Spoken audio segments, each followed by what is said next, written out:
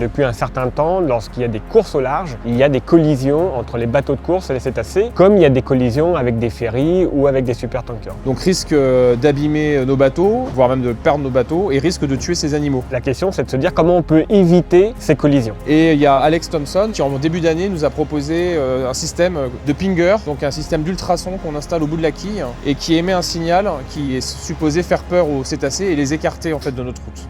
C'est un problème qui est compliqué parce qu'il y a 89 espèces de cétacés. Elles ont toutes des comportements différents, toute une approche différente. Certaines, on appelle ça d'interactions positives, c'est-à-dire qu'elles viennent au bateau. D'autres ont des interactions négatives, c'est-à-dire qu'elles ont peur et qu'elles s'éloignent des bateaux. Donc en fait, il va falloir qu'on fasse quelque chose de cas par cas.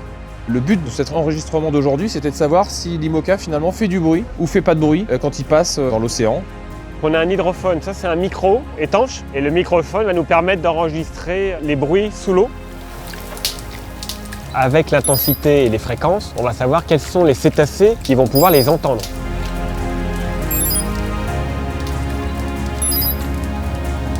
L'objectif, c'est d'alerter les cétacés de la présence du bateau pour qu'ils puissent avoir le temps de s'éloigner de la trajectoire. Et le but, c'est de trouver le son qui soit un son d'alerte, mais pas un son qui harcèle.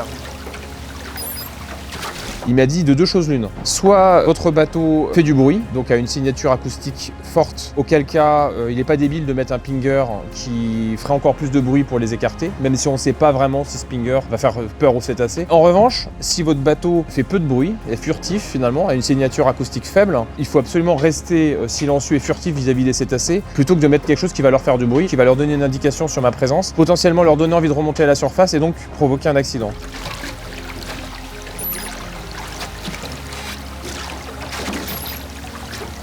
Je suis hyper étonné, le bateau fait aucun bruit. J'étais incapable de savoir à quelle distance il était et même quand il est passé devant le Zodiac, je ne l'ai pas entendu.